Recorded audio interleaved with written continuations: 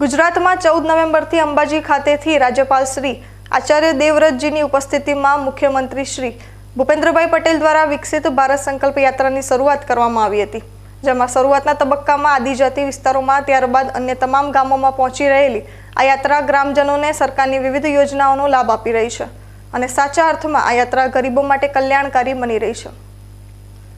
બનાસકાંઠા જિલ્લાના 14 તાલુકાના વિવિધ ગામોમાં દરરોજ વિકસિત ભારત સંકલ્પ યાત્રાનો રથ જઈને ગ્રામજનોને વિવિધ યોજનાઓની માહિતી આપીને ગ્રામજનોને સ્થળ પર જ યોજનાઓનો લાભ આપી રહ્યો છે।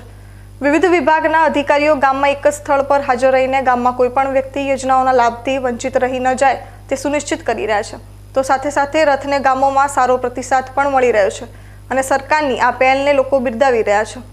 વિકસિત ભારત સંકલ્પ યાત્રાને લઈ ગામડામાં વસતા લાભાર્થીઓને સરકારની તમામ યોજનાનો સીધો લાભ મળી રહ્યો છે, ત્યારે લાભાર્થીઓ પણ પ્રધાનમંત્રીનો આભાર વ્યક્ત કરી રહ્યા છે। અમને આયુષ્માન કાર્ડ માટે ક્યાંય ડીસા બીજા જવાની જરૂર નથી પડતી। હવે અમારા ગામમાં નરેન્દ્ર મોદી યોજના કાઢીએ કે બધું આપણા ગામમાં થઈ શકે, નકર પહેલાં ડીસા જવું પડતું, ભાડા બધું ભાગવો પડતો, એમાં ધક્કા ખાવા પડતા।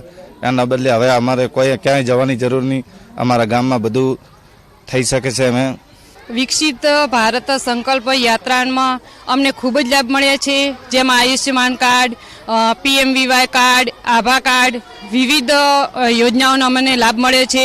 જે લાભ લેવા માટે અમારે દૂર દૂર જવું પડતું હતું તે દૂર દૂર જવું નહીં પડતું અને અમારા જ ગામમાં બધી સુવિધા ઉપલબ્ધ થાય છે, જેમાં આરોગ્યની પણ અમને સુવિધાઓ પૂરી પાડવામાં આવે છે, જેમાં ડાયાબિટીસ, BP વગેરેની પણ અમને દવા મળી રહે છે, જે લેવા બહાર જવું નહીં પડતું। અને નરેન્દ્રભાઈ મોદીનો ખૂબ ખૂબ આભાર છે કે વિકસિત ભારત સંકલ્પ યાત્રાનો અમને ખૂબ જ લાભ આપ્યો છે।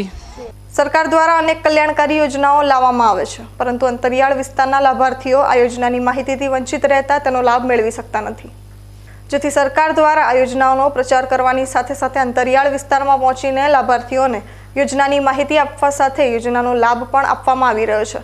એટલે કે પહેલા યોજનાઓનો લાભ લેવા માટે લાભાર્થીઓને તાલુકા મથક સુધી લાંબા થવું પડતું હતું, તેના બદલે હવે સરકાર ખુદ સામેથી લાભાર્થીઓ પાસે પહોંચી રહી યોજનાનો લાભ આપી રહી છે।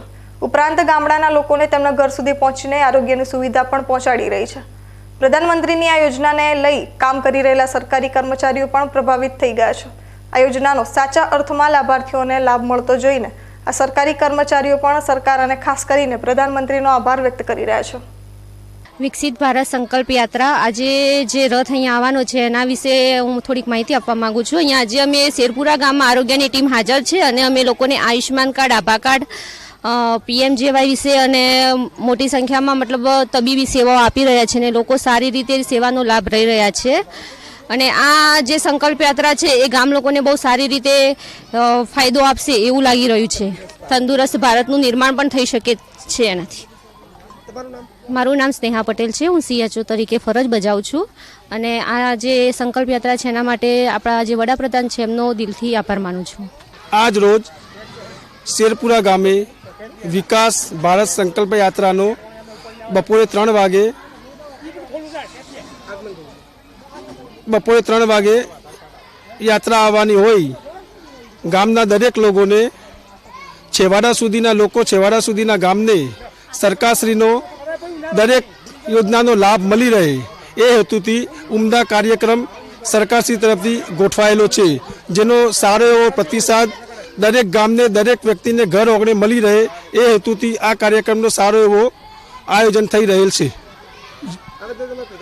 આ બદલ પ્રધાનમંત્રીશ્રીનો ખૂબ ખૂબ આભાર ગામ તરફથી અમારા તરફથી વ્યક્ત કરીએ છીએ।